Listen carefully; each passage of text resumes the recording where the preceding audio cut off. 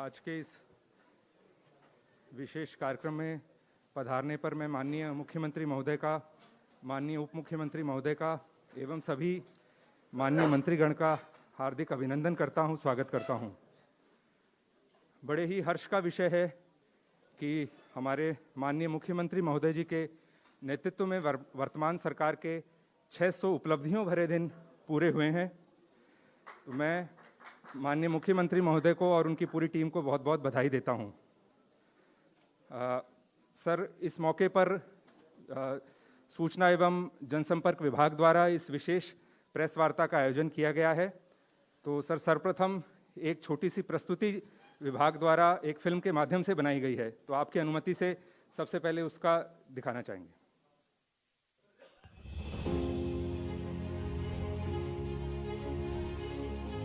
अपने लक्ष्यों से आगे बढ़कर पाया।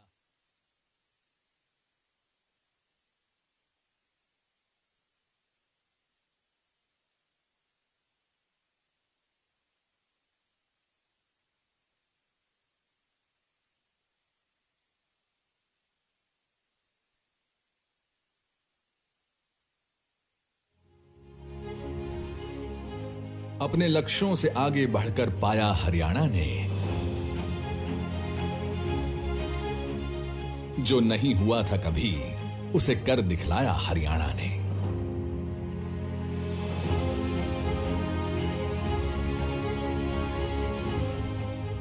पर्ची खर्ची का काम खत्म, न तंत्र कहीं भ्रष्टाचारी। 85,000 युवाओं को मिली पारदर्शिता से नौकरी सरकारी। फसल खरीद का सरल तरीका अपनाया हरियाणा ने, जो नहीं हुआ था कभी उसे कर दिखलाया हरियाणा ने। भुगतान 72 घंटे में होता है फसलों का तुरंत भुगतान। देरी होने पर किसान को मिलता है 9% ब्याज। सींच इसी मिट्टी से सोना उपजाया हरियाणा ने, जो नहीं हुआ था कभी उसे कर दिखलाया हरियाणा ने। पीएम किसान सम्मान निधि से किसानों की बढ़ गई साख।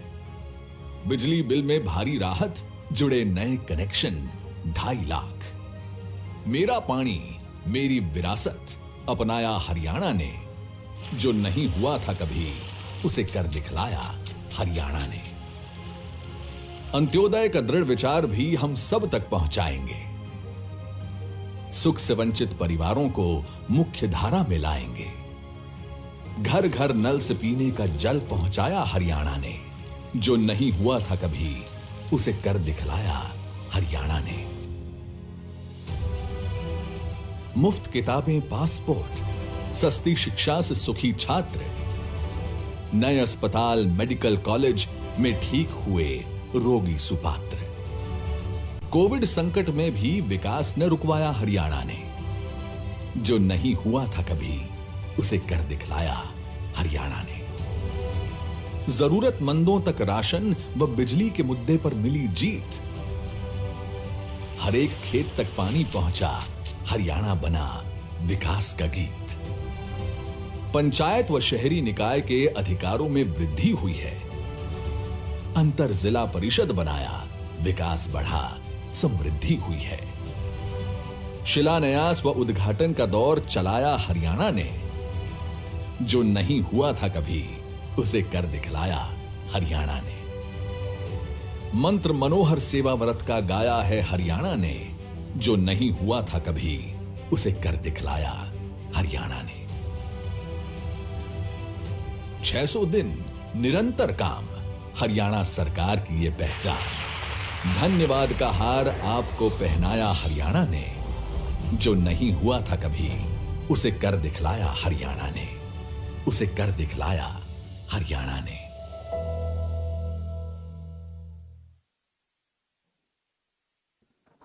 निस्संदेह माननीय मुख्यमंत्री जी के नेतृत्व में जो नहीं हुआ था कभी वो हरियाणा ने कर दिखलाया है। माननीय महोदय, एक विभाग की तरफ से छोटा सा हमने प्रयास किया है, मानो गागर में सागर को भरने का प्रयास किया है।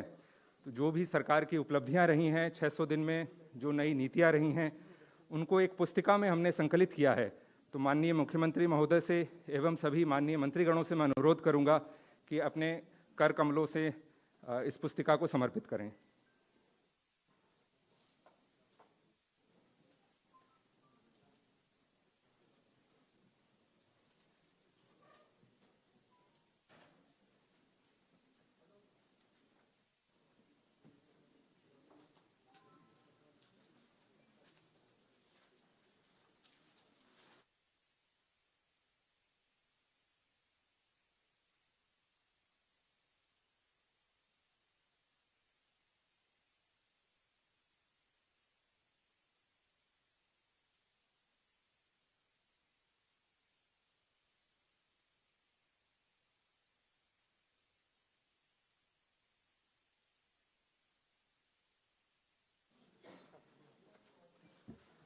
अब मैं माननीय मुख्यमंत्री महोदय जी से अनुरोध करूंगा कि अपना उद्बोधन देकर हमें अनुग्रहित करें।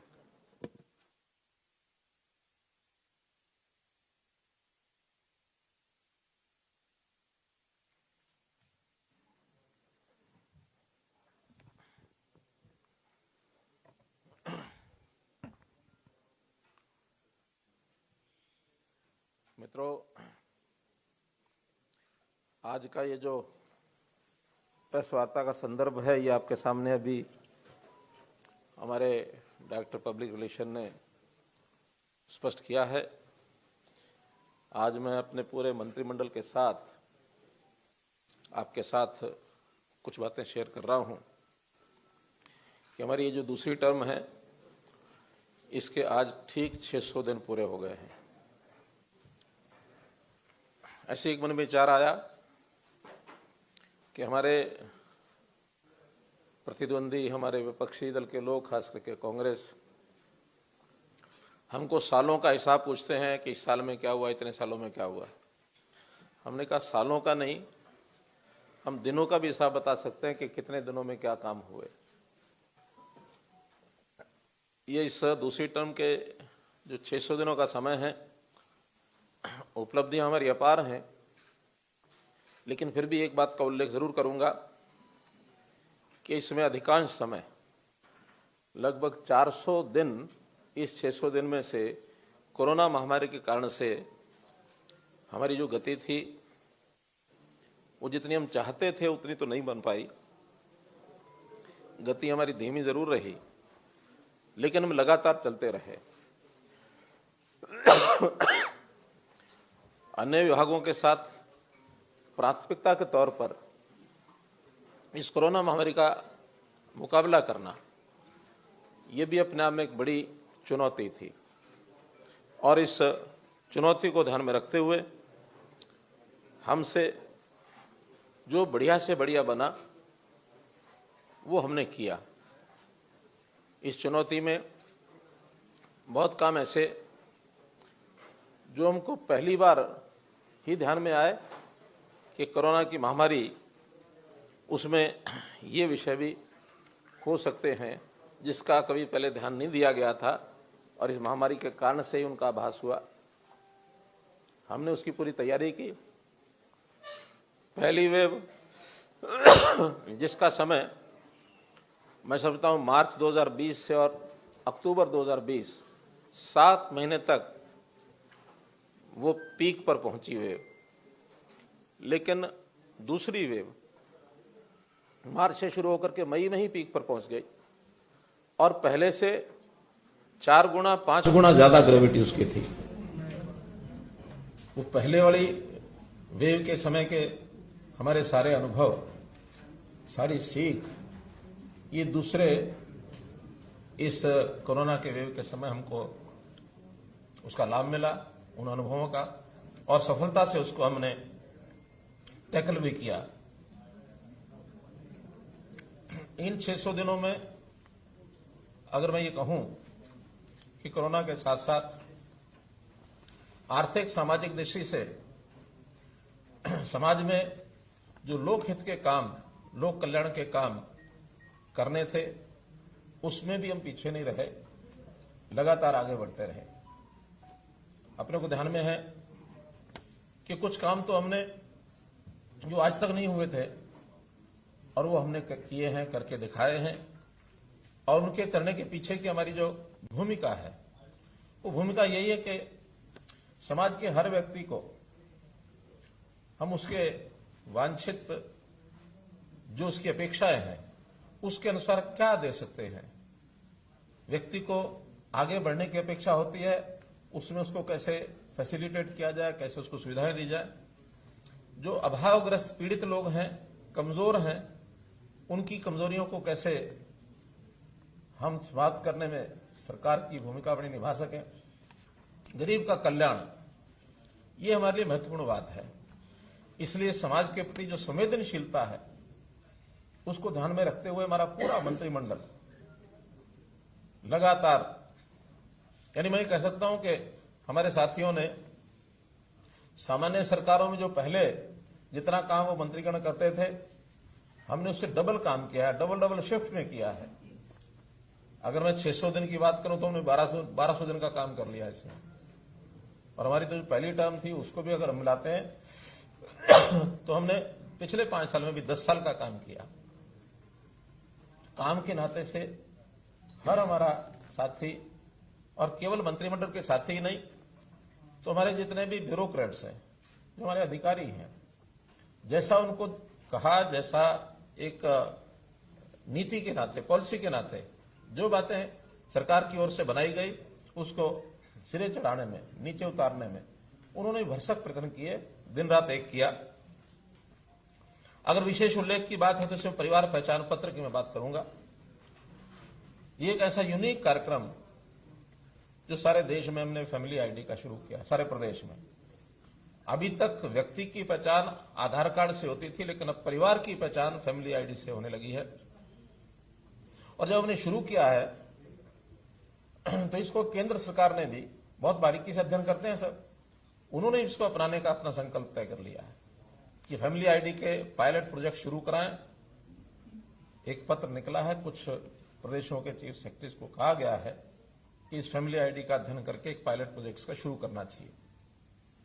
और मैं समझता हूं कि इसमें जो सरकारी योजनाएं, सहायता, जितनी भी सेवाएं हैं, वो इस फैमिली आईडी के साथ, रजिस्ट्रेशन के साथ योग्य व्यक्ति को, पात्र व्यक्ति को पहुंच जाएंगी।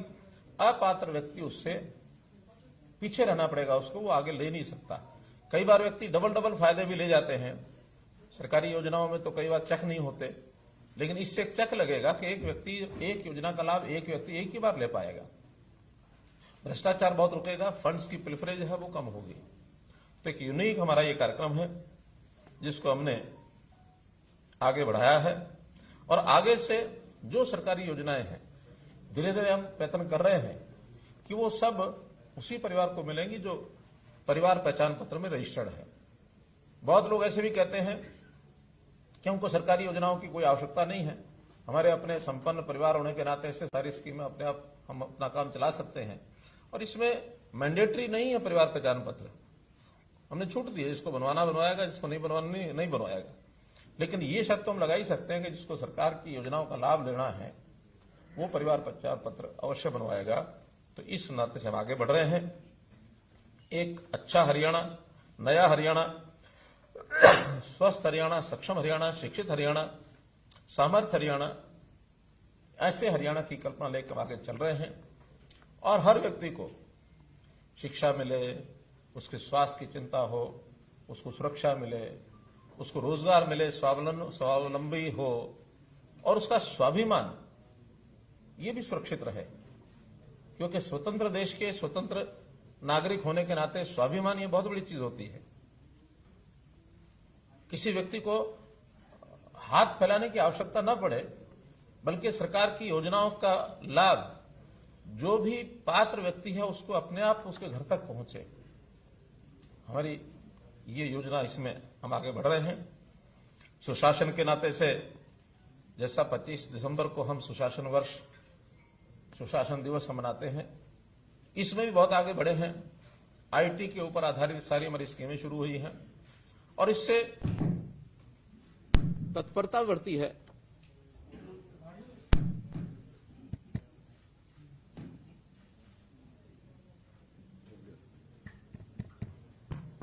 हो गया। इससे तत्परता बढ़ती है, काम में तेजी आती है और कहीं ना कहीं भ्रष्टाचार के ऊपर भी लगाम लगती है। तो ऐसे हमारे सुशासन के कामों के लिए भी हम लोग आगे बढ़े हैं। चुनौती में लॉकडाउन लगे, लॉकडाउन में स्कूल बंद, दुकानें बंद, सारी चीजें बंद, सामान्यतः जीवन थम सा जाता है। जो नियमित काम है वो तो खैर होते हैं, किसान की खेती वो समय पर उगानी होती है, उगती है, उगेगी, प्रोक्योरमेंट भी होगी, लेकिन बहुत ऐसे काम हैं जो हम यानी सोशल डिस्टेंसिंग को ध्यान में रखते हुए हमें बंद करने पड़ते हैं, ताकि इस कोरोना का जो विस्तार है उसको रोक सकें, उसको फैलने से कैसे बचा सकें। तो इसकी बहुत एक बड़ी चुनौती थी हमारे सामने। लोग सर्वाइव कैसे करें, उनकी आय कैसे सुनिश्चित रहे। और इस कोरोना में तो बहुत से लोग हमें छोड़ के चले गए, बहुत बच्चे हम अपने माता पिता को खो बैठे। ऐसे जाने वालों के प्रति हमारी सहानुभूति है, हम उनको श्रद्धांजलि देते हैं। हमने उन बच्चों की भी चिंता की है जो अपने माता पिता को खो बैठे हैं। समाज का हर वर्ग कैसे सुखी हो, ये हमने चिंता की है। जैसा कहा जाता है कि सर्वे भवन्तु सुखिना, सर्वे सन्तु निरामया, सर्वे भद्राणि पश्यन्तु, मां कश्चित् दुख भाग भवेत्। अर्थात हर कोई सुखी रहे, हर कोई निरोगी रहे, हर कोई कैसे यानी उसको किसी प्रकार का कष्ट न हो, ऐसी कल्पना को करते हुए हम लोग ये कर रहे हैं। जो चीजें नई हमने की हैं, मेरी फसल मेरा ब्यौरा, एक ऐसा कार्यक्रम कि किसान के हित में इसको हमने शुरू किया। किसान का खेत, उसने क्या बोया है, बोने के बाद कितनी उसकी फसल होगी, उसकी बिक्री ठीक से टाइम से हो जाए, कोई आपदा आ जाए, उसका नुकसान हो जाए, उसके नुकसान की भरपाई कंपनसेशन ठीक से मिल जाए, और सरकार इसकी प्लानिंग भी ठीक से बना सके। अगर आज आवश्यकता ऐसी होगी है कि कौन सी फसल कितनी बुआई कराई जाए, आवश्यकता के हिसाब से इसकी प्लानिंग की भी जरूरत है। कोई एक ऐसा समय था कि अपने देश में खाद्यान्न की कमी थी, लेकिन हरित क्रांति के बाद आज खाद्यान्न भरपूर मात्रा में है और कई बार तो गोदाम में पड़ा पड़ा खराब भी होता है। लेकिन आज भी बहुत चीजों की कमी है, तिलहन की कमी है, दालों की कमी है, फलों की कमी है। तो इन चीजों को सरकार प्लान कर सके ठीक से, तो इसलिए मेरा फसल मेरा ब्यौरा, ये भी आपकी जानकारी के लिए हरियाणा में हमने कार्यक्रम चलाया। इसको भी अब बाकी प्रांत आगे बढ़ा रहे हैं। हम तो यहां जमीनों का रजिस्ट्रेशन एक प्रकार का फसलों का 2 साल से कर रहे हैं। पंजाब में इस बार केंद्र की ओर से एक निर्देश गया कि सब किसान जानकारी दें कि कौन कितनी फसल बोता है। इसका विरोध ही शुरू हो गया वहां कि आखिर ये जानकारी हमसे क्यों मांगते हैं। हमारा तो कहना है कि किसान की भलाई में है ये जानकारी, हमने इसमें से निकालना कुछ नहीं है, लेकिन किसान की भलाई इसमें है कि उसकी उगाई फसल ठीक से प्रोक्योर हो जाए, योजना में उसको लाभप्रद चीजें उसको बताया जाए, जमीन खाली कौन सी रहेगी उसका भी उसको लाभ होता है तो वो भी उसको बताया जाए। और फिर किसानों को हमने प्रोक्योरमेंट जो की है, 11 फसलों की प्रोक्योरमेंट हम लोग कर रहे हैं। और इस प्रोक्योरमेंट के बाद पहली बार हमने किसानों को सीधी पेमेंट दी है, डायरेक्ट डीबीटी के माध्यम से। मेरी फसल मेरा ब्यौरा में 9 लाख किसानों को 62 लाख एकड़ भूमि रजिस्टर करके, और इस बार लगभग 1700-1800 करोड़ रुपए उनको सीधा किसानों को गया है। एक बहुत बड़ा एक आंकड़ा है, और किसान के घर में सीधा चला जाए, बीच में कोई ऐसा आदमी नहीं है उसकी पेमेंट को अपने पास लेके रख ले। जो किसान आज तरह तरह की बातें करते हैं, मैं समझता हूं अगर हरियाणा के सारे सिस्टम को ठीक से समझ जाएं तो ये भूल जाएंगे कि किस कानून का क्या उपयोग है। हम तो बिना कानूनों के भी इतना कर रहे हैं, और कानूनों में यही बातें हैं, कानून में और कोई बात नहीं है। चाहे वो मंडियों की बिक्री की बात है, चाहे वो कॉन्ट्रैक्ट खेती की बात है, सारे विषय यही है और कोई नहीं है। तो इसलिए इन विषयों को आगे बढ़ा रहे हैं। परिवार पहचान पत्र में हमने हर गरीब परिवार को कैसे सहायता दी जाए, मुख्यमंत्री परिवार समृद्धि योजना हमने शुरू की। 6,000 रुपया केंद्र सरकार की ओर से भी, प्रधानमंत्री जी की ओर से भी अनाउंस किया गया। 6,000 रुपया हमने भी अनाउंस किया। कि उसकी जितनी भी स्कीमें हैं, जिसका प्रीमियम उसको देना होता है वो दे नहीं पाता है या देने की मंशा नहीं होती है, लेकिन लाभ बहुत होते हैं उन स्कीमों के। हमने कहा उन स्कीमों का प्रीमियम इस 6,000 रुपये में से हम देंगे, चाहे जीवन ज्योति योजना है, चाहे प्रधानमंत्री सड़क सुरक्षा बीमा योजना है, या प्रधानमंत्री फसल बीमा योजना है, या फिर सम्मान निधि है, किसान सम्मान निधि है, लघु व्यापारी सम्मान निधि है, श्रमजीवी सम्मान निधि है, तो इनके सबके प्रीमियम उसमें से हम देंगे। एक बहुत बड़ी एक योजना। फिर हमने ये कहा कि 1 लाख परिवार जो सबसे गरीब है उसका हमने कोई पैमाना नहीं रखा कि इतनी सीमा से नीचे। हमने कहा जो न्यूनतम आय के हैं उसका सर्वे हमारा चल रहा है, इनकम का वेरिफिकेशन। जो न्यूनतम होंगे वो न्यूनतम की सीमा 10,000 तो खैर नहीं होगी, 25, 30, 50,000 रुपया कुछ ना कुछ निकलेगी। तो उन 1 लाख परिवारों को मुख्यमंत्री अंत्योदय परिवार उत्थान योजना, इसमें से उनको काम दिलाएंगे। कोई सरकार उनको पैसा देगी ऐसा नहीं है, पैसा तो 6,000 रुपया जो देना है स्कीमों का देना है, लेकिन उसमें से कोई काम करने वाला परिवार का व्यक्ति छोटा काम बड़ा काम कुछ ना कुछ करा के लाख रुपए से ऊपर उसकी इनकम साल की हो जाए। अभी तो 1 लाख का पहला टारगेट है, इसको हम 1,80,000 तक भी ले जाना चाहेंगे। बीपीएल से भी ऊपर उठे तो ये एक स्कीम हमने बनाई है। स्वामित्व योजना, ये भी अपने आप में एक यूनिक,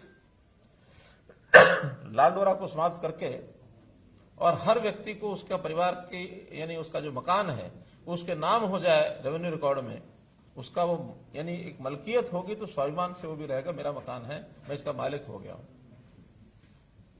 गांव में हमने पहले शुरू की, देश भर ने अपना लिया स्वामित्व के नाम से, आज कई प्रांतों में योजना शुरू हो गई है। और अभी हमने शहरी स्वामित्व, जो जमीनें 20 साल से पहले म्यूनिसिपैलिटी से किसी ने लीज पर ली थी, अब वो आदमी 20 साल 30 साल 40 साल, कईयों की 2 पीढ़ी 3 पीढ़ी भी हो गई है, दुकान है मकान है लेकर बैठे हैं। आज लीज का पैसा देते होंगे सॉरी देते होंगे नहीं भी देते होंगे, झगड़े होंगे, लिटिगेशन होगी। तो हमने एक स्ट्रोक से ऐसे सबको उनका मालिकाना अधिकार देने के लिए योजना बना ली। एक फार्मूला बनाया कि इतने पैसे जमा करा दे उसके मालिक हो जाए। तो ये शहरी प्रॉपर्टी का स्वामित्व, इस प्रकार से ये योजना भी हमने बनाई। बहुत विभागों के विवाद बने हुए थे। एचएसवीपी जिसको पहले हम हुड्डा कहते थे, उनके मकानों की अनाउंसमेंट है और झगड़े हैं। फिर एचएसआईडीसी इंडस्ट्रियल प्लॉट्स के झगड़े, फिर मंडियां, दुकान, मार्केटिंग बोर्ड, इनकी दुकानों के झगड़े। ऐसे सारे विभागों का एक योजना हमने माइनिंग की बनाई। विवादों का समाधान, जितने विवाद हैं बड़ी संख्या में है, उसकी कोई भी एक स्कीम बनाएंगे, वन टाइम सेटलमेंट स्कीम बनाएंगे, उसमें से उनको लाभ लेकर के और वो विवाद से बाहर हो जाएं, एक सुखी जीवन व्यतीत करें। ईज ऑफ लिविंग, अर्थात किसी व्यक्ति को अपने काम से मतलब है, काम के अलावा किसी और चक्कर में नहीं फंसा हुआ। आज तो यह कि हर व्यक्ति कोर्ट कचहरी के चक्कर में है, सरकार के दफ्तरों के चक्कर काटता है। ऐसे व्यक्तियों को उनकी समस्या के हिसाब से उनको निदान मिले, समाधान मिले, इसके लिए हमने विवादों का समाधान ऐसी स्कीम चलाई। कुछ नई प्रशासनिक इकाइयां, नए डिपार्टमेंट, ये भी हमने खड़े किए। जैसे प्रशासनिक इकाइयों में अभी तक हमारा शहरी डेवलपमेंट अथॉरिटी केवल एक गुरुग्राम की थी, वो भी हमने ही पिछले टर्म में बनाई थी। इस बार फरीदाबाद एफएमडीए बनाया और अभी पंचकुला पीएमडीए हमने बनाया। आगे भी बड़े शहरों की ऐसी हमारी योजनाएं हैं, लेकिन ऐसी सारी हम योजनाएं बना रहे हैं। पंचकुला का एक समेकित विकास इसकी योजना बनी है और वो धीरे धीरे स्वरूप बना ले रही है। हम सोचते हैं कि पंचकुला को भी मोहाली के बराबर इस शहर को लेकर के आए, ताकि मोहाली हमारे से आगे है, मानने में हमें कोई आपत्ति नहीं है। हमने गुरुग्राम पर जोर लगाया, पंजाब ने मोहाली पर जोर लगाया, लेकिन अब गुरुग्राम और मोहाली हम एक साइड में छोड़ता हूं, उसके आगे पंचकुला को आगे बढ़ाएंगे तो उस कंपटीशन में भी हम आगे कैसे बढ़ पाए। 4 नए विभाग बनाए हमने। Citizen resource information data department, creed, जो ये हमारा जो फैमिली आईडी का सारा विषय चल रहा है, ये क्रिड के अंतर्गत ही चल रहा है, और आगे जितने भी वेरिफिकेशन होंगी वो सब क्रिड के अंतर्गत ही होंगे। फॉरेन कोऑपरेशन डिपार्टमेंट, पहली बात, फॉरेन का डिपार्टमेंट कभी केंद्र सरकार ने बनाया नहीं था। उन्होंने कहा नहीं, फॉरेन में भी स्टेट्स को सीधा डील करना चाहिए, इंपोर्ट एक्सपोर्ट है, या हमारे यहाँ के लोग रोजगार के लिए विदेश जाते हैं उनको तैयार करना, उनको सुविधाएं देना, फॉरेन डेलीगेशन आते हैं उनसे बातचीत करके इन्वेस्टर्स को इनवाइट करना, या हरियाणा से कोई बाहर जाकर काम करना चाहे उसको फैसिलिटेट करना, तो फॉरेन कोऑपरेशन डिपार्टमेंट उन्होंने बनाया। हाउसिंग फॉर ऑल, प्रधानमंत्री जी की जो योजना है कि हर सिर पर, हर परिवार के ऊपर एक छत होनी चाहिए, उसका घर होना चाहिए, तो प्लानिंग से अभी तक ये एक विषय बहुत सरकारों ने पहले भी लिया होगा, कभी 100 गज के प्लॉट की बात है, कभी और कोई विषय है, लेकिन ठीक उसका अध्ययन करके जिसको चाहिए उसको हम दे नहीं पाए हैं। इसका एक क्रिड के माध्यम से अध्ययन करेंगे कि किसका अपना परिवार का घर है, किसका अपना घर नहीं है। जिसका घर नहीं है, अगर वो सामर्थ्य है तो अपने आप बनाएगा, सामर्थ्य नहीं है तो सरकार और बैंक से उसकी सहायता कराएंगे, केंद्र सरकार की भी सहायता लेंगे। ऐसे ही एमएसएमई हमने अलग से विभाग बनाया। उद्योग में रोजगार के नाते हम ज्यादा रोजगार कैसे पैदा करें, और एमएसएमई में बहुत रोजगार होता है, तो इस विभाग को अलग बनाने की आवश्यकता महसूस की गई। तो इंडस्ट्री डिपार्टमेंट से एमएसएमई, क्योंकि एमएसएमई में केवल इंडस्ट्री नहीं है, इसमें हर प्रकार की एंटरप्रेन्योरशिप है, उसमें दुकान भी शामिल है, कोई किस प्रकार का सेल्फ जो एम्प्लॉयमेंट की स्कीमें होती हैं वो भी उसमें शामिल हैं, सर्विसेज भी शामिल हैं, तो इन सब चीजों को उसमें जोड़ा गया है एमएसएमई में।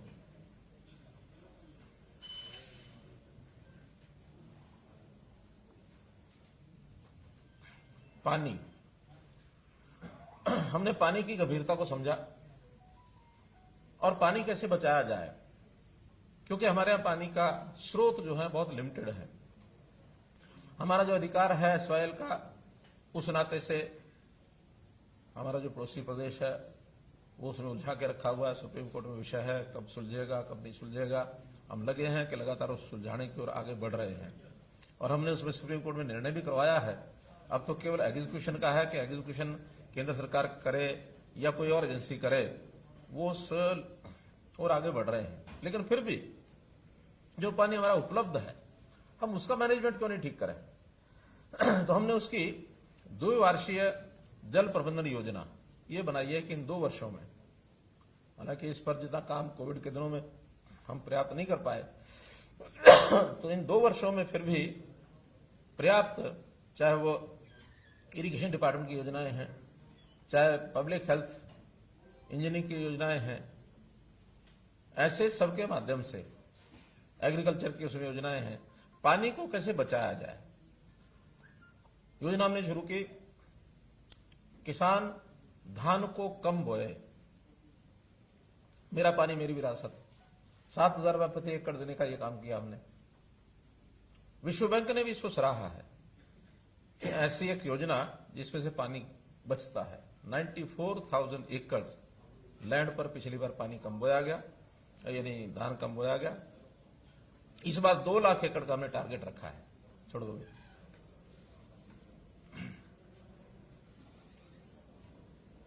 2 लाख टारगेट हमने एकड़ का रखा है, और मैं समझता हूं इसको हम प्राप्त करेंगे।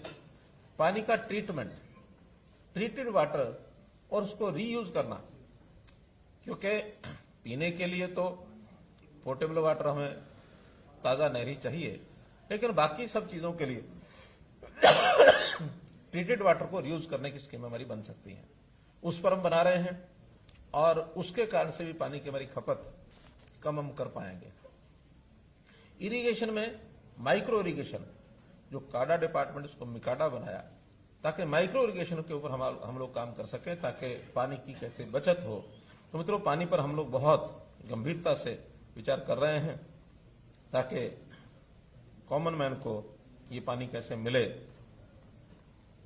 कम से कम पीने का और बाकी चीजें सुलभ पानी मिल जाए। इन सब कामों को ध्यान में रखते हुए, यानी देखते हुए, हमें बड़ी प्रसन्नता है कि नीति आयोग समय समय पर मूल्यांकन करता है स्टेट्स का। इस बार 2020 का जो रैंकिंग आई है, आपको बताते हुए खुशी हो रही है हमें कि जो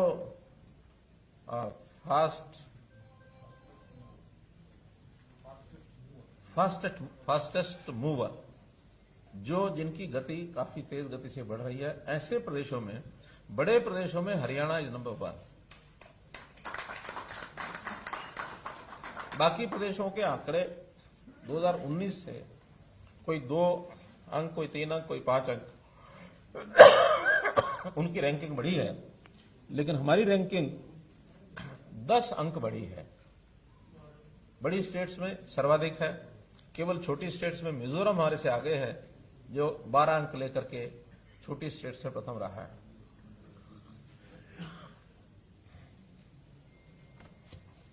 और इसमें भी हमने तय किया है कि अगले वर्ष इसमें और आगे बढ़कर के केरला को कैसे पकड़ें, क्योंकि केरला अभी भी नंबर 1 पर है टोटल मिलाकर।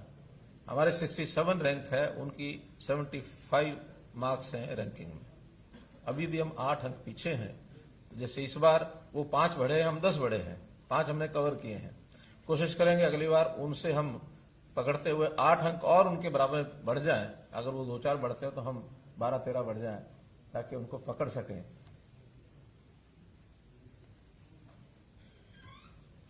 कोरोना के दिनों में कुछ चीजें और भी हमको, जैसे एक चुनौती के साथ कुछ अवसर आते हैं, तो शिक्षा विभाग को भी ऑनलाइन करने का हमको अवसर मिला है। यानी एक प्रकार से देखा जाए तो विद्यालय जो अब घरों में पहुंच गए हैं। जो विद्यालय में बच्चे आते थे, अब वो विद्यालय के ही अध्यापक ऑनलाइन टीचिंग करते हैं, पढ़ाते हैं। और इसके अंदर हमने अब विद्यार्थियों को लैपटॉप, यानी क्या टैबलेट्स देने का निर्णय लिया है। 9वीं से लेकर 8वीं से लेकर के 12वीं तक के विद्यार्थियों को टैबलेट्स दिए जाएं, ताकि उसमें ऑनलाइन भी पढ़ाई कर सकें, और जो यूट्यूब से भी करते हैं वो भी कर सकें, और कुछ अपलोडेड ऐसे जो लेसन्स हैं उसको मॉड्यूल के रूप में उसको पढ़ाई कर सकें। हमने आंगनवाड़ी और आशा वर्कर्स, मोबाइल दोनों को दिए ना, आंगनवाड़ी और आशा वर्कर्स दोनों को मोबाइल दिए हैं, ताकि फील्ड का जो डाटा है, अभी उनको कुछ को दे दिया, कुछ के भी चल रहे हैं, लेकिन दोनों को यानी मोबाइल देने की हमारी योजना है, ताकि फील्ड में जो उनसे डाटा लिया जाता है वो एप्स के माध्यम से और आसानी से डाटा दे सकें। तो इन दोनों को उस प्रकार का ये लाभ दिया जाएगा। शिक्षा को और वैल्यूएबल बनाने के लिए और इसको मजबूत करने के लिए, शिक्षा, देखिए प्राथमिक शिक्षा में हम थोड़ा अपने आप को कमजोर मान के चलते थे, लेकिन इस वर्ष में जो योजना हमने बनाई है उसमें चाहे संस्कृति मॉडल स्कूल की बात हो, प्राइवेट स्कूलों का मुकाबला करने के लिए संस्कृत मॉडल स्कूल जो है वो कम्पीट कर रहे हैं। इनकी डिमांड आने लग गई है गांव से भी, शहरों से भी। हमने इसके साथ play way schools, primary school में प्ले वे स्कूल्स की रचना भी की है। छोटे बच्चों के लिए क्रैच, इसकी खोलने की योजना बनाई है, ताकि अगर बचपन अगर मजबूत है तो ये मान के चलेंगे नागरिक अपने आप मजबूत होगा। तो इसलिए शिक्षा को मजबूत करने का भी काम हमने किया है। हायर एजुकेशन में विद्यार्थियों को लोन में बड़ी कठिनाई आती थी, इसको सुलभ किया है। अब हायर एजुकेशन का लोन वो गवर्नमेंट गारंटी पर मिलेगा, जितना जिसकी आवश्यकता पूरा मिलेगा। और साथ ही हमने एक फंड, एक गारंटी स्कीम बनाई है, क्रेडिट गारंटी स्कीम, कि अगर कोई बैंक लोन देता है और उसका वो वापस नहीं हो पाता, तो हमारी जो क्रेडिट गारंटी स्कीम है उसमें से उस बैंक को वापस दिया जाएगा। वापस देने की जिम्मेदारी तो उस विद्यार्थी की है जो लेता है और बाद में नौकरी के बाद वापस करेगा, लेकिन किन्हीं कारणों से वापस नहीं हो पाता तो बैंक को सुरक्षित करने के लिए हमने अपनी जो क्रेडिट गारंटी स्कीम बनाई है उसमें से वो पैसा उनको वापस मिलेगा। स्किल डेवलपमेंट यूनिवर्सिटी बनाई, पढ़ाई के साथ साथ स्किलिंग, इसको थोड़ा मजबूत करके और कैसे नौजवान को नौकरी मिले उस ओर आगे बढ़े, तो स्किलिंग का भी बहुत बड़ा लाभ हमको मिल रहा है। बहुत से इंडस्ट्रियल हाउसेज के साथ हमने एमओयूज किए, तो उस एमओयूज के माध्यम से और वो लोग स्किलिंग करके वहां प्लेसमेंट भी हो रही है। प्राइवेट उद्योग में जो नौकरी है उसके लिए एक बड़ा हमने काम किया और वो है 75% reservation in private jobs Haryana state की। थोड़ा इसमें उद्योगपतियों का थोड़ा सा जिसको कहना चाहिए कि विरोध शुरू में था, लेकिन अब धीरे धीरे वो इस लाइन पर आ गए हैं कि इस काम को हम करेंगे। उनकी ओर से अपेक्षा है कि हमें स्किल्ड यानी एक प्रकार से जो फॉर्मल स्किलिंग है, सॉफ्ट स्किलिंग है, इस प्रकार की जितनी आवश्यकता है उतनी करा कर देंगे तो वो नौकरी में रखने के लिए कोई उनको कठिनाई नहीं है, दिक्कत नहीं है, वो देंगे। तो इसको एकदम फाइनल करने के लिए उसके रूल्स हैं वो बनाए जा रहे हैं और ये बहुत जल्दी इसको हम पूरा कर देंगे। इस प्रकार जितने भी डिपार्टमेंट्स हैं उनके विकास के काम एक एक करके हम, कुछ काम तो ऐसे हैं जो पहली बार हमने किए हैं और कुछ रूटीन के जो काम हैं हमारे जो विकास के हैं, जो उपलब्धियां हैं, वो सब काम चालू हैं। कोरोना के दिनों में भले हम प्रत्यक्ष जाकर के कई बार प्रत्यक्ष जाकर के भी उद्घाटन शिलान्यास करते हैं, उसको करने में हमें कठिनाई आई। ऑनलाइन पिछले दिनों में 98 प्रोजेक्ट्स जिनके शिलान्यास और उद्घाटन हमने एक ही श्लोक में किए 1170 करोड़ रुपए के। और ये चौथा कार्यक्रम है इस कोविड के दिनों में जब ऑनलाइन बड़े बड़े सारे प्रोजेक्ट्स को हमने किया है। लगभग 7,500 करोड़ रुपए के पिछले 1.5 साल में हम लोग ये कर चुके हैं। हमारे मित्र कांग्रेस के खास करके कुछ आलोचनाओं में एक बड़ा आलोचना ये करते हैं कि हमने अपने समय में ये किया, हमने अपने समय में वो किया। और एक विषय पिछले दिनों में काफी चर्चा में उन्होंने चला रखा है कि मेडिकल कॉलेजेस, इसके बारे में बताया कितने खोले हैं। अब उनको कहीं कोई चीज नहीं मिलती तो कहीं ना कहीं उंगली टिका देते हैं जाकर के। मैं मेडिकल कॉलेजेस के बारे में कह रहा हूं कि उन्होंने जो खोले हैं अच्छा ही अच्छी बात है, जो खोले हैं तो खोलने ही चाहिए, किसी सरकार को नहीं खोलने चाहिए ऐसा हमारा मत नहीं है। लेकिन हमने जो खोले हैं वो बता रहा हूं कि हमने आने के बाद फरीदाबाद का अटल बिहारी वाजपेयी मेडिकल कॉलेज, सिरसा यमुनानगर कैथल में घोषणा की है, उसका बहुत जल्दी निर्माण शुरू हो जाएगा। नारनौल में, जींद में, भिवानी में और गुरुग्राम में ये निर्माण शुरू हो चुका है। श्री कृष्णा आयुर्वेदिक विश्वविद्यालय ये बन चुका है। डेंटल कॉलेज मेवात में 135 करोड़ रुपए का ये बन चुका है। कुटेल में पंडित दीनदयाल उपाध्याय जी के नाम से यूनिवर्सिटी ये बन चुकी है। 6 नर्सिंग कॉलेज 194 करोड़ रुपए के बन चुके हैं।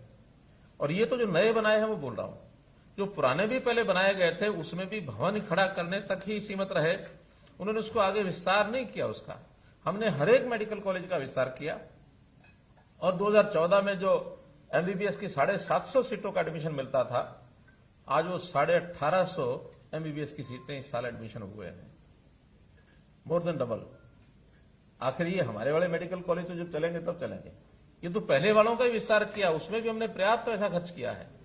बजट में भी जितना पैसा उन्होंने नए लगाने में किया होगा उससे ज्यादा बजट हमने उन सब मेडिकल कॉलेज में लगा के और ये 1850 मेडिकल कॉलेज की सीटें बढ़ा करके हमने ये सब काम किए हैं। तो मित्रों, कोविड का जो सबसे बड़ा विषय वो था कोरोना। कोरोना में जैसे मैंने बताया कि सारी व्यवस्था हमने ठीक से की, आज सारी दोहराने की आवश्यकता नहीं है क्योंकि ये हर दिन ही चर्चा का विषय रहा। एक बात का उल्लेख मैं करना चाहूंगा, ऑक्सीजन का। हमारा सबसे बड़ा चैलेंज इस बार था तो ऑक्सीजन थी। ऑक्सीजन की सप्लाई केंद्र से भी हमने जितना मिलना था वो लिया और अतिरिक्त भी प्रयत्न जितने इंडस्ट्रियल ऑक्सीजन को जो मेडिकल ऑक्सीजन में बदलने के लिए काम किए वो हमने किए। यहां तक कि जो गैसियस फॉर्म की ऑक्सीजन हमको मिल रही थी, क्योंकि लिक्विड ऑक्सीजन ही ट्रांसपोर्टेबल है, तो उन लिक्विड ऑक्सीजन को, गैसियस ऑक्सीजन को उपयोग करने के लिए 2 जगह हमने स्पेशल मेडिकल हॉस्पिटल बनाए 500-500 बेड के, पानीपत में, रिसार में। ये भी यूनिक काम हुआ है, कहीं किसी प्रदेश में ऐसा नहीं हुआ। 1-2 प्रदेशों में हमारे साथ साथ ही हमारे बाद बने हैं, लेकिन पहली बार देश में ये प्रयोग हुआ है। हमारे ये दोनों हॉस्पिटल भले आज वहां पेशेंट्स नहीं हैं, फिर भी ये 6 महीने तक रहेंगे। 6 महीने के बाद कोई दुर्भाग्य से अगर दोबारा से कोई विषय ऐसा आता है तो फिर ये काम आएंगे, और नहीं तो 6 महीने बाद इसको डिसमेंटल किया जाएगा। ऑक्सीजन को, प्राकृतिक ऑक्सीजन कैसे तैयार हो, इस ओर भी हमारे वन विभाग की ओर से हमने योजना बनाई। बड़े बड़े वन ऐसे बनाए जाएं, 5 एकड़ से लेकर 100 एकड़ तक, जिसमें से 2 का भी शिलान्यास पिछले दिनों किया है। और इस वर्ष में इन वनों को याद रखने के लिए, कोरोना के कारण से याद रखने के लिए, इसका नाम भी हमने विशेष रखा है ऑक्सीवन। इन वनों से ऑक्सीजन मिलेगी। और नए वन जो बनेंगे ठीक है, पुराने वन, खास करके वो पेड़ जिनकी आयु 75 वर्ष से ऊपर हो गई है, ऐसे पेड़ों को भी हम सम्मान करते हैं। वो भी हमारे प्राणवायु देवता है। तो इस प्राणवायु देवता के नाते उनकी भी हमने 25 रुपए साल की पेंशन लगा दी है कि जो उन पेड़ों की देखभाल अब करेगा, वो व्यक्ति हो, परिवार हो, संस्था हो, गांव की पंचायत हो, शहर नगर पालिका हो, जो भी कोई इसकी चिंता करेगा, उसको 2500 रुपये साल का रख रखाव के लिए, उसके सम्मान के लिए उनको ये दिया जाएगा, ये मिलेगा। कुल मिलाकर कोरोना के इस कारण से हमने अपनी स्वास्थ्य सेवाएं, स्वास्थ्य की जितनी योजनाएं हैं, उनको भी मजबूत किया है। डिस्ट्रिक्ट हॉस्पिटल के साथ साथ CHCs, PHCs, उनमें भी इंफ्रास्ट्रक्चर बढ़े, डॉक्टर्स और बढ़े। इसके लिए डॉक्टर्स की भर्ती, पैरामेडिक्स की भर्ती, नर्सेज की भर्ती, ये भी जरूर हम आगे बढ़ाएंगे, करेंगे। जितने भी हमारे यहाँ पढ़ लिख करके आएंगे उनको भी पढ़ाएंगे, जो बाहर से भी आएंगे उनको भी मिलेंगे। तो इसको प्राथमिकता पर इनकी भर्ती हम करेंगे। अब मैं कोरोना के कारण से जो कष्ट परिवारों में हुआ, खास करके जो लोग हमारे बीच में से चले गए, उनका एक जो बिछोड़ा है वो हमको सहन करना पड़ा। उन परिवारों की भी आर्थिक स्थिति बिगड़ी है। कुछ लोग इलाज के कारण से उनके खर्च बहुत हुए हैं। कुछ लोगों के काम व्यवसाय, खास करके छोटा जो मजदूर, दुकानदार, ऐसे लोगों को उसका बड़ा सहन करना पड़ा है। तो ऐसे ही हमने कुल मिलाकर कुछ योजनाएं जो सूची हैं वो आपके सामने मैं जरूर रखता हूं, बाद में लिखित भी आपको सब मिल जाएंगी। सबसे पहले तो जिन के माता पिता कोरोना में छिन गए, उनके लिए हमने नगद राशि, बैंक अकाउंट में राशि, और यहां तक 23 साल का कोई अनाथ हो जाता है तो उनको 10 लाख रुपए की नगद राशि भी मिलेगी। जो लोग छोड़ के चले गए और बीपीएल परिवारों से थे, ऐसे 18 से 50 साल तक की आयु के जितने लोग गए हैं, उनके लिए 2 लाख रुपए की एक एक्सग्रेशिया राशि, ये भी हमने शुरुआत की है। आज कुछ करने वाले ना उसको, हाँ, उसको अभी आज हम कुछ एक संख्या जो है, अब जितने भी आज ऑनलाइन हो पाएंगे आज करेंगे, लेकिन आज से उसको शुरू कर दिया गया है कि जितने ऐसे लोग हमें छोड़कर चले गए हैं वो अप्लाई भी करेंगे ऑनलाइन, और हम डाटा जो हमारे पास हेल्थ डिपार्टमेंट में उसमें से भी निकाल सकेंगे। तो ऐसे गरीब परिवारों को 18 से 50 वालों को 2 लाख रुपए नगद राशि ये भी उनको दी जाएगी बीपीएल के लिए। ऐसे ही जो होम आइसोलेशन में बीपीएल परिवार के जो सदस्य बीमार हुए कोविड से, उनको भी हमने 5000 रुपया ये हर व्यक्ति को दिया है। वो भी आज उसको भी हम लॉन्च कर देंगे। लगभग अभी ये 10,000 के आसपास ये संख्या हमारे पास आ गई है। बाकी जैसे जैसे इनमें से अप्लाई करेंगे लोग, वैसा वैसा इनको और आगे बढ़ा देंगे। अस्पताल में जो भर्ती हुए थे, ऐसे प्रति व्यक्ति 35,000 रुपए की राशि, 35,000 नहीं है तो हमने बाद में पूरी राशि कर दी है कि जितना उनका खर्च आएगा बीपीएल का, वो सारा खर्च हम देंगे। तो इसको भी हम शुरू करने जा रहे हैं। फिर जो कुछ गरीब लोग हैं, निर्माण श्रमिक हैं, ऑटो रिक्शा है चालक, रिक्शा चालक, श्रमिक जो कम आय वाले हैं, रेडी फड़ी वाले, अनऑर्गेनाइज्ड लेबर, क्योंकि उसका कोई डाटा हमारे पास बहुत ज्यादा नहीं है, पिछले कोविड में हमें मिला था, फिर भी उसको एक पोर्टल हम खोल रहे हैं। 18 जून से उसके ऊपर रजिस्टर करना शुरू करेंगे, ताकि जो लोग हमारे परिवार पहचान पत्र में आ गए होंगे और ऐसे अनऑर्गेनाइज्ड लेबर है, उनको सबको मिलाकर, तो ऐसे लगभग ये 12 लाख लोग हैं, परिवार हैं। तो ऐसे 12 लाख परिवारों को हम एक मुश्त 5,000 रुपया सबको दे रहे हैं, जो ये कुल मिलाकर 600 करोड़ रुपए की लागत का एक पैकेज ये आज हम घोषणा कर रहे हैं। हर एक परिवार को 5,000 रुपया एक मुश्त। अब वो उसका इनकम कम हुई या कहीं खर्चा ज्यादा हुआ, वो मेडिकल हेल्प इससे अलावा है, जो हेल्थ सर्विसेज के पहले है वो अलावा है। उसके अलावा ये जो काम व्यवसाय छोटे काम करने वाले, ये जो भी कैटेगरीज मैंने बताई हैं, इसके अलावा हेल्थ डिपार्टमेंट की कैटेगरीज हैं ASHA workers, NHM national health mission और शहरी स्वास्थ्य मिशन। ये भी लगभग 22,000 संख्या है। इस 22,000 संख्या भी, क्योंकि इन्होंने काम बहुत किया, मेहनत बहुत की है, हालांकि इनको अपने व्यवसाय के नाते, अपनी तनख्वाह के नाते से मिलता भी होगा, तो भी जो कि एक चैलेंज इनके लिए था, ये हमारे कोरोना वॉरियर्स जैसे हम कह सकते हैं, उस प्रकार की श्रेणी में हैं। तो इनको भी 5,000 रुपया प्रति परिवार, प्रति व्यक्ति बल्कि रादर, ये इनको दिया जाएगा, जो 11 करोड़ रुपए की ये राशि है। छोटे दुकानदार, ये भी जो बीपीएल परिवार हैं, 3 लाख की संख्या लगभग इनकी है, ये मेरे पास रजिस्टर्ड हैं। तो ऐसे 3 लाख बीपीएल छोटे दुकानदार, इनको भी 5,000 रुपया प्रति परिवार, तो 150 करोड़ रुपया ये भी हमारा इसके अंदर लगेगा। उनको भी एक राशि एक मुश्त दी जाती है। पावर डिपार्टमेंट ने कुछ घोषणा की है कि जो बिल हैं, जिनका फिक्स चार्जेस आता है, काम नहीं हुआ, कम हुआ तो भी मंथली चार्जेस या फिक्स चार्जेस जो लगते हैं, उनका पैमाना यह तय किया है कि अगर किसी का जनवरी, फरवरी और मार्च का जो बिल है, एवरेज बिल, उससे अभी जो इन 3 महीनों में एवरेज बिल, यानी अप्रैल, मई, जून, इनका एवरेज बिल अगर 50% से कम है, क्योंकि अगर 50% से ज्यादा है तो ये मान के चले को काम चलता है, उसका ठीक है, लेकिन अगर बिजली बिल ही 50% से कम आया है तो मतलब उनके काम में कहीं ना कहीं अड़चन पड़ी है। तो ऐसे लोगों के लिए रियायत है कि उनका जो फिक्स चार्ज है, यदि वो 10,000 रुपया महीना से कम है तो उसको सारे का सारा रिफंड किया जाएगा, नहीं लिया जाएगा, या दे दिया होगा तो रिफंड किया जाएगा।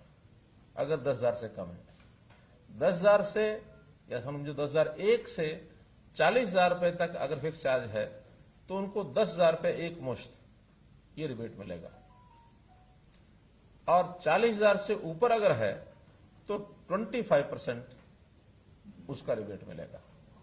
3 कैटेगरी हो गई।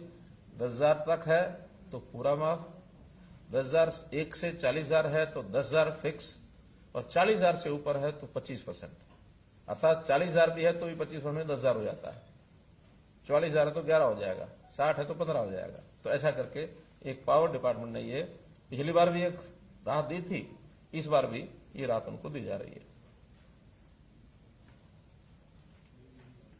और साथ में ही 30 जून तक कोई इनके ऊपर अधिभार नहीं लगेगा, ब्याज नहीं लगेगा। मानो लेट पेमेंट हुई है तो उसको 30 जून तक नहीं लगेगा, 30 जून के बाद जरूर उस पर ब्याज या जो अधिभार है वो लगेगा। संपत्ति कर, हमारे यूएलबी की स्कीम है कि जो ये 21-22 का पहला क्वार्टर है, अर्थात अप्रैल में जून, इसका संपत्ति कर ये पूरे का पूरा माफ कर दिया जाएगा।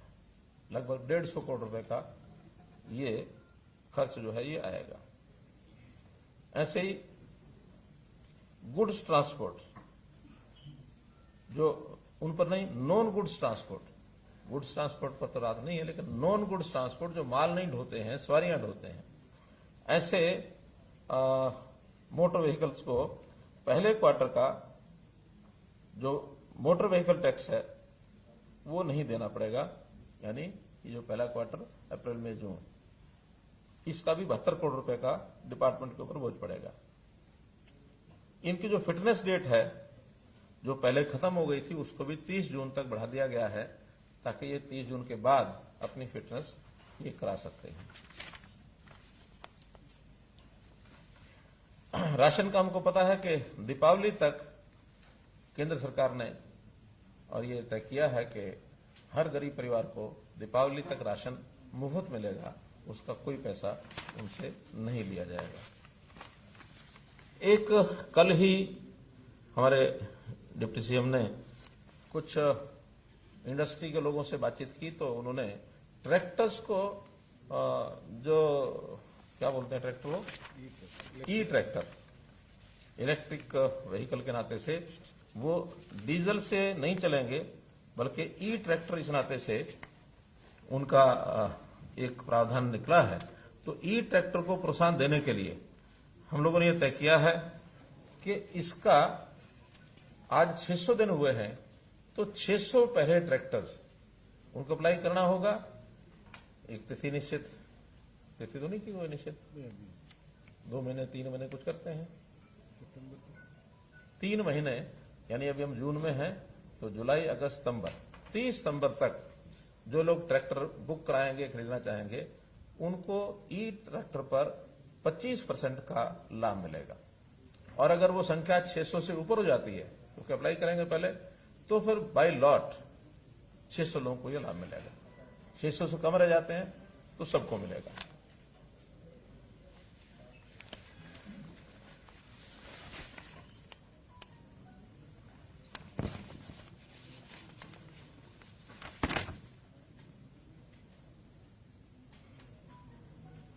एक विषय और बताना रह गया है। बड़े शहरों में हमने 4th फ्लोर इसका रजिस्ट्रेशन ये भी अलाउ किया है, वरना पहले 3 फ्लोर की रजिस्ट्रेशन होती थी, 4th फ्लोर पर रजिस्ट्रेशन नहीं होता था। 3rd और 4th इकट्ठा एक ही मालिक का नाम होता था।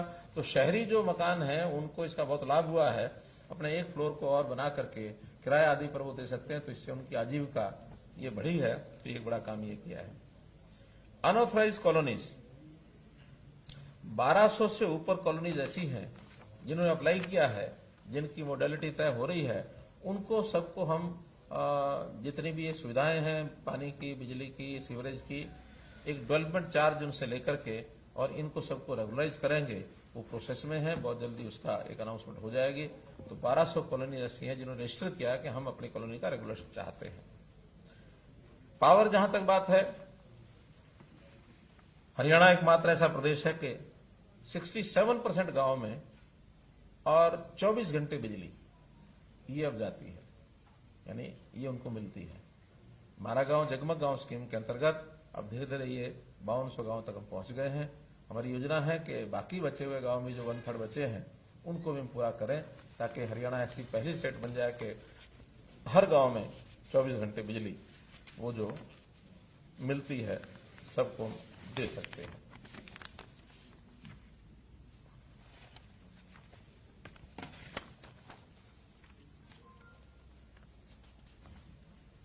मित्रों, अब मैं थोड़ी बात किसान आंदोलन की करता हूं।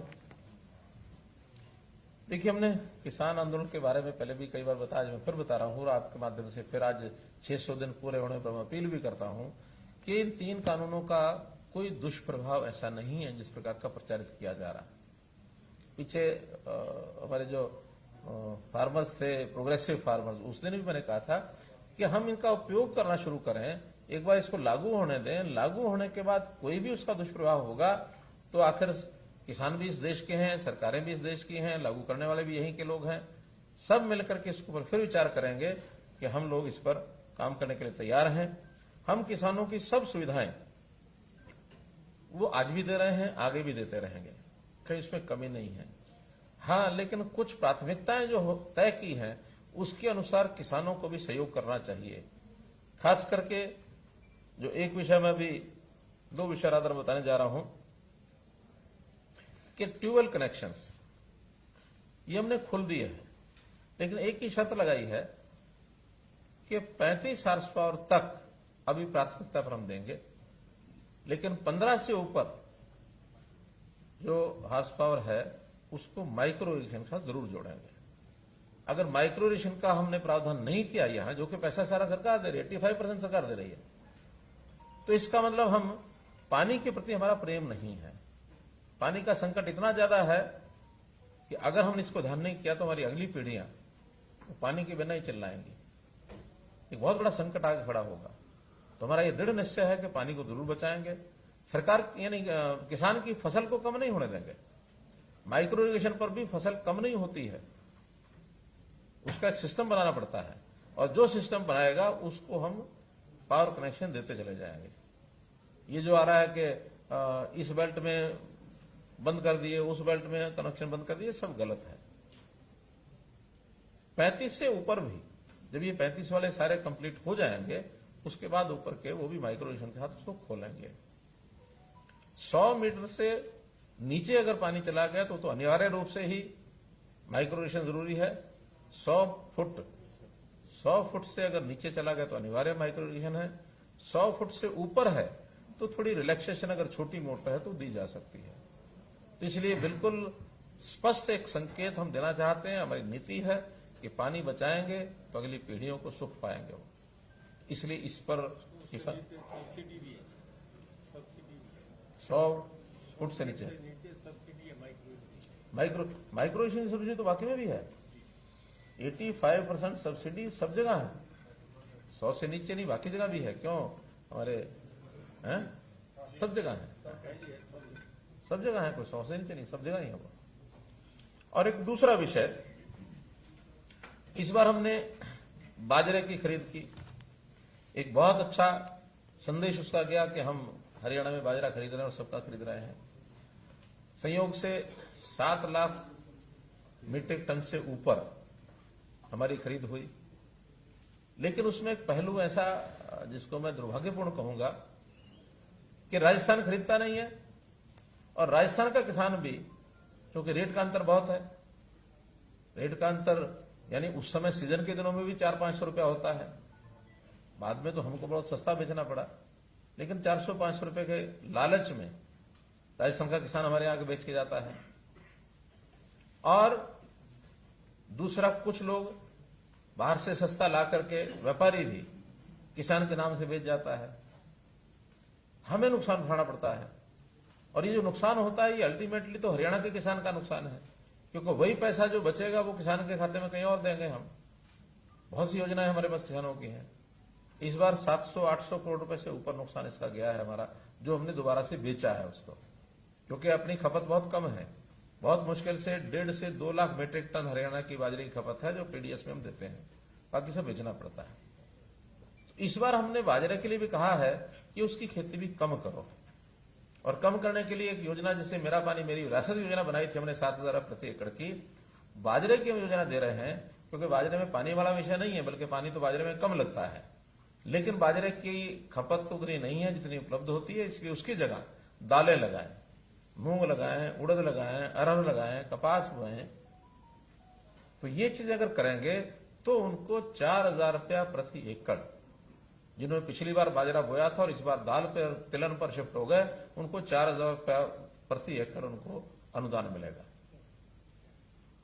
और जो बाजरा भी बोएंगे उसको भी इस बार हम भावांतर भरपाई योजना से ही खरीदेंगे, ताकि राजस्थान का आदमी ना आ सके, ताकि जिसने स्टोर कर लिया है वो दोबारा से मंडी में ना बेच सके।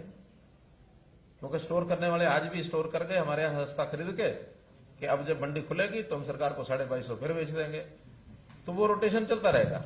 उस रोटेशन को बंद करने के लिए केवल किसान जिसने बोया है उसी को भावांतर भरपाई योजना का पैसा मिलेगा। तो ये एक किसानों के हित में, खास करके हमारे जो बाजरा ग्रोइंग फार्मर्स हैं उनके हित में ये बात मैंने बताई है कि बाजरा छोड़ दें तो 4,000 रुपया लें, बाजरा बोएं तो इस बार प्रोक्योरमेंट की बजाय उनको भावांतर भरपाई योजना का पैसा मिलेगा। डीबीटी से मिलेगा सबको, सबके उनके खाते में जाएगा। वो हमारे पास डाटा आ जाएगा सारा, मेरी फसल मेरा ब्यौरा में इस बार। और डाटा को लेने के लिए थोड़ा सा इस बार हमें और मेहनत करेंगे कि हर खेत का फसल का डाटा ये हमारे पास आ जाए। कई बार बहाने मारते हैं कि भी हम तो बोया था बाजरा लेकिन हमारी तो फसल लिखा ही नहीं गया। तो इस बार सारे डिपार्टमेंट लग करके, चाहे उसमें रेवेन्यू डिपार्टमेंट है, एग्रीकल्चर डिपार्टमेंट है, इरिगेशन डिपार्टमेंट है, और हमने आउटसोर्सिंग सिस्टम से भी हम लोग लगाएंगे, ड्रोन मैपिंग ये भी हम कराएंगे। तो इसलिए इसको थोड़ा सख्ती से लागू करेंगे। ये विषय भी आपके सामने मैंने रखना था। ड्रोन की बात आ गई। एक विषय और जो मेरे उसमें लिखा नहीं था लेकिन मुझे याद आ गया इसलिए बता रहा हूं। हमने एक नया कार्यक्रम शुरू किया है और एक कारपोरेशन बना रहे हैं, ड्रोन कारपोरेशन ऑफ हरियाणा। और जितना भी सर्वे ड्रोन से करने की आवश्यकता विभागों को पड़ेगी, चाहे वो एग्रीकल्चर है, चाहे फॉरेस्ट है, माइंस है, अर्बन लोकल बॉडीज है, ग्राम पंचायत का डिपार्टमेंट है, या टाउन कंट्री प्लानिंग है, क्योंकि ये सबको एरियल सर्वे की जरूरत पड़ती है। ऐसा एरियल सर्वे करने के लिए एक ड्रोन कॉर्पोरेशन हरियाणा हमने बनाया है, जिसमें पहले चरण में 100 ड्रोन और एकदम अगले चरण में 100 ड्रोन और, तो ऐसे 2 चरणों में 200 ड्रोन लिए जाएंगे। हमारे पास 40 से 50 ड्रोन हैं अभी, लेकिन अलग अलग विभागों में है। कोई फॉरेस्ट के पास है, कोई हमारे क्रिड के पास है, कहीं बाकी डिपार्टमेंट्स का उपयोग कर रहे हैं, साइंस टेक्नोलॉजी कर रहा है। उन सबको इकट्ठा करेंगे ड्रोन कॉर्पोरेशन में और 200 ड्रोन्स का ये प्रावधान करके, और इस 200 ड्रोन को करने का मतलब यह है कि हर 40,000 स्क्वायर किलोमीटर है, तो 200 स्क्वायर किलोमीटर में एक हो जाएगा। 200 स्क्वायर किलोमीटर में एक ड्रोन 10 दिन के अंदर पूरा सर्वे कर लेता है।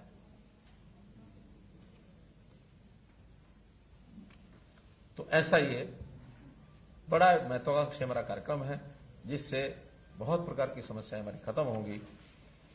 मित्रों, में अंत में इतना ही है कि आज का विषय आपके सामने रखा कि इन 600 दिनों में हमने क्या किया। पिछले 5 साल की कहानी तो चूंकि कई बार बताई जा चुकी है, सुनाई जा चुकी है, लेकिन अब हर 100 दिन के बाद हम आपके पास आएंगे। 700 दिन पर भी आएंगे, 800 दिन पर भी आएंगे, ताकि जो सालों का हिसाब चाहते हैं उनको दिनों का हिसाब दे सकें और जनता को बता सकें। उनको और हिसाब देना दे, हम इतनी चिंता नहीं है। हम तो जनता के साथ जुड़े हुए लोग हैं कि जनता की अपेक्षा, जनता की जो आवश्यकता, उसको पूरा करने के लिए हम आगे बढ़ेंगे। सबका साथ सबका विकास, इसको आधार मान करके हम जो आगे बढ़ना चाहते हैं। ये जो इस बार कोरोना का जो एक काल था, हम आशा अपेक्षा करते हैं कि इससे हम बाहर निकलें, क्योंकि कोरोना को हमने जाना भी है, जिया भी है, लोगों की जानें भी बचाई हैं, लेकिन फिर से ना आए, ये भी अपेक्षा करते हैं। बहुत बहुत धन्यवाद।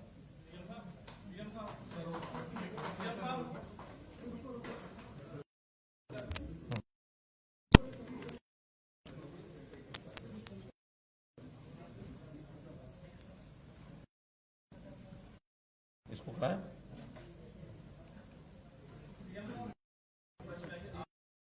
अभी रुको, अरे अभी बाकी है।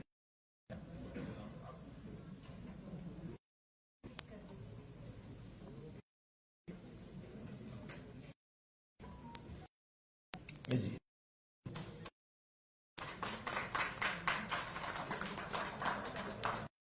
कितने लोगों को आज जो चल रहा है, इनको सीधी पेमेंट ये जा रही है।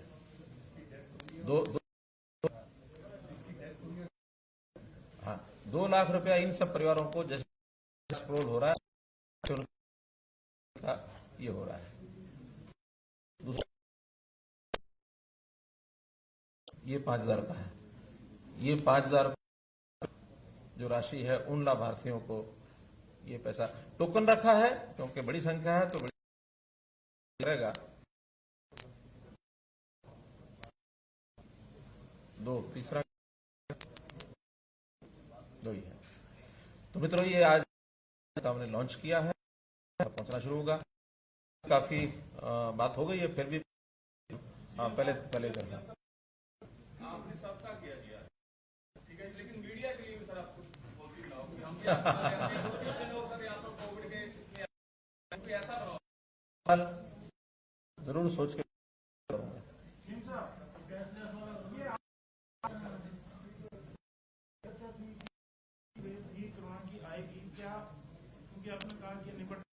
पिछली वेव की आशंकाएं जो थी अब खत्म है?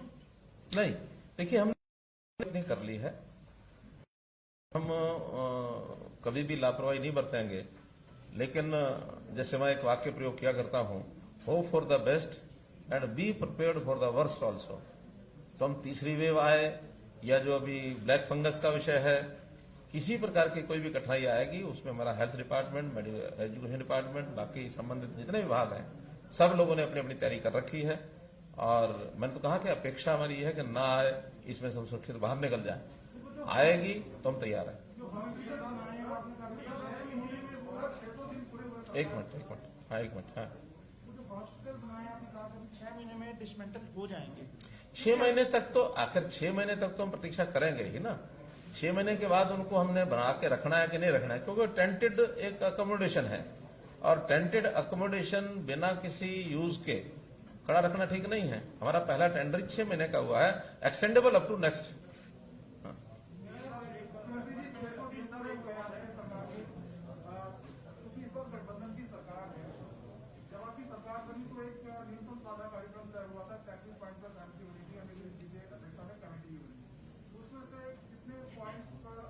ऐसा है, एक होता है न्यूनतम साझा कार्यक्रम, एक होता है अधिकतम साझा कार्यक्रम। अभी हम न्यूनतम की बजाय जो अधिकतम साझा कार्यक्रम उसके हिसाब से कर रहे हैं। जितने भी हमारे ये कार्यक्रम हुए हैं ये सब आपसी सहमति से हुए हैं, इसमें कहीं विरोधाभास नहीं है। जितने हमारे कार्यक्रम हैं वो आप न्यूनतम मानो अधिकतम मानो, ये अधिकतम साझा कार्यक्रम के हिसाब से चलेंगे, आप इसकी चिंता मत करो।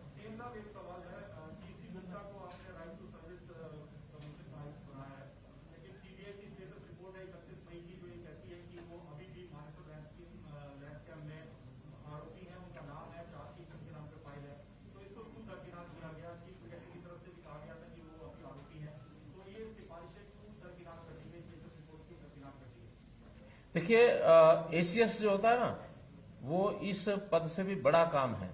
अगर वो इतने साल से एसीएस रह गए हैं तो फिर यह भी बन सकते हैं। जो स्टेटस उनका एसीएस के नाते था वो आज भी है, जो स्टेटस रिपोर्ट्स का उस समय था वो आज भी है। कहीं भी कोई बात आगे आएगी तो उस समय मिलकर के अपने आप संभालेंगे। कोई ऐसी स्थिति नहीं है जिसमें कोई गड़बड़ होने वाली। हाँ, ऐसे 603 में तो भी आपने बहुत कुछ किया, जो पहली दफा वो आपने बताई दिया है। आपने एक बहुत बड़ा कार्यक्रम गुड़गांव में किया था पिछले टेन्योर में, जिसमें 6 लाख करोड़ के निवेश करने का प्रपोजल्स आए थे। बहुत अच्छा कार्यक्रम आपका था। हम कितने पे आ पाए? 6 लाख में से कितना, 6 लाख करोड़ में से कितना करोड़ हम इतने 5 साल तकरीबन हो गए उसको आए हैं? आज अभी हमने M2 600 इसका कार्यक्रम किया है। अगस्त के महीने में मैं M2500 ये कार्यक्रम करूंगा, उससे बताऊंगा। सीएम साहब, एक सवाल मेरा है। अभी पिछले इन्हीं 600 दिनों में लोकल बॉडी और अन्य जगह पे जो सेक्शन 7A की रजिस्ट्रियां हुई थी उसमें करीब 300 अफसरों पे कार्रवाई होनी थी और वो रिपोर्ट आपके पास पहुंच चुकी है। उस पर कब तक कार्रवाई की जाएगी? देखिए, वो कार्रवाई डिपार्टमेंटल कार्रवाई है और वो अपने तरीके से उसको देख रहे हैं, कर रहे हैं, कितनी उनकी गलती है कितनी नहीं है। एक बात हम ध्यान रखें कि कोई भी जब नया प्रोजेक्ट या नई पॉलिसी कोई भी चलाई जाती है उसमें कभी कभी जो गलती होती है वो कभी मेलाफाइड होती है, कभी बोनाफाइड होती है। अगर तो कहीं मेलाफाइड गलती है तो निश्चित रूप से उसको सजा मिलेगी। मानो किसी से कोई बोनाफाइड गलती हो गई है तो फिर कई बार उसके उसी हिसाब से उसका निर्णय भी लिया जाता है, क्योंकि ये 7A का प्रावधान इतनी सख्ती से पहले लागू नहीं हुआ था जितना सख्ती से अब हम लागू कर रहे हैं। रजिस्ट्रियां तो पहले भी हो रही थी और पहले भी कुछ ना कुछ प्रावधान ऐसे बने हुए थे, लेकिन अब चूंकि सख्ती से लागू कर रहे हैं, इसमें कोई कमी ध्यान में आई है तो इसका पूरी इसकी छानबीन की जाएगी कि किस मकसद से वो गलती हुई है। सीएम साहब, पानीपत के विनोद है। एक मिनट। सर, ये आपने आज फाइनेंशियल असिस्टेंस अनाउंस की है जो कोविड के विक्टिम्स हैं और उनके जो सर्वाइवर्स हैं, कोविड विक्टिम्स की फैमिलीज के लिए। बीपीएल का हो गया, कुछ एक और गरीब तबकों का हो गया, लेकिन कई महिलाएं स्पेशली वो हैं जो टोटली डिपेंडेंट थी एक मेल मेंबर के ऊपर, वो एपीएल या बीपीएल से नहीं है। हो सकता है कि वो टैक्स पेयर भी रहे हों, लेकिन वो परिवार उजड़ गए। क्या आपके पास कोई इस तरह की भी योजना है कि ऐसे परिवारों को भी आप किसी तरह से कोई सहायता देंगे? देखिए, कोई ना कोई पैरामीटर पैमाना रखना पड़ता है। अब हर किसी को हर चीज का लाभ तो संभव नहीं होता है। बहुत लोग संपन्न भी हैं, बहुत लोग अपने पैरों पर खड़े भी हैं। अगर कोई ऐसा इंडिविजुअल केस कभी आएगा कि किसी एक व्यक्ति के कारण से उतना वो परिवार इतना पीछे हो गया है या इतना शटर हो गया कि उसकी मदद करनी जरूरी है, तो वैसे भी करते हैं। हमारे पास सभी मंत्रियों के पास डिस्क्रिशनरी कोटा डीक्यू होता है, तो ऐसा इंडिविजुअल कोई परिवार आता हम बीच में करते भी रहते हैं, तो ऐसा कोई आएगा जरूर करेंगे। साहब, पानीपत के विनोद है जो अफ्रीका के अंदर वर्क वीजा पर गए हुए थे और समालखा में वो रहते थे। उनके छोटे भाई के पास फोन आया है, उनसे फिरौती मांगी जा रही है। प्रधानमंत्री जी से, सरकार से मदद वो मांग रहे हैं कि उनको वापस लाया जाए, उनकी मदद की जाए। मैंने अखबारों में पढ़ा है सारा।